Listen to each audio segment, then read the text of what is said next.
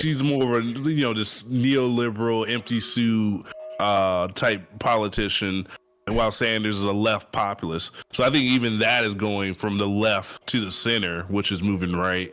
So for Rogan to go from Sanders to Trump is just by definition going to the right. Doesn't mean that they're now that think that the rich should have tax breaks or any of this.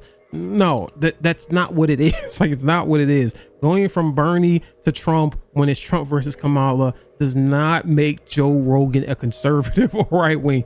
It was those two candidates. He thought one was insane, disingenuous. He didn't like the way the country was going. He thought the left was crazy. He said this a million times. I agree with Coleman. Because I kind of feel this way too, and I've said this to you in the past. I've not moved ideology. Like, I am still the same person, but the left is going crazy. The left is going insane.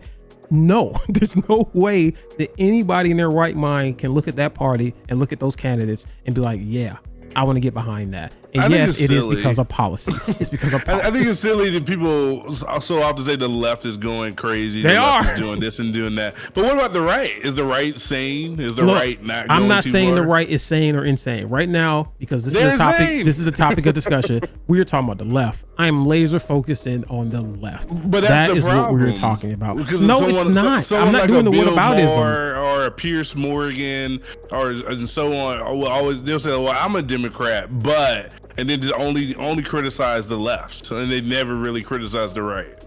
Yeah, okay, so this consider the left their family. That's why they're criticizing them, because they're like they don't like to see what's going on. This is why they're criticizing them. That doesn't mean they shifted to the right.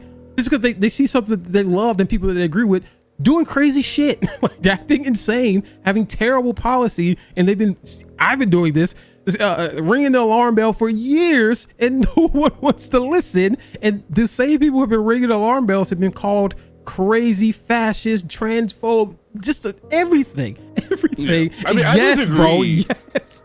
I always disagree with calling Rogan a transphobe. Oh, okay. Because he didn't want them to be in combat sports or sports in general. I always thought that was a silly argument.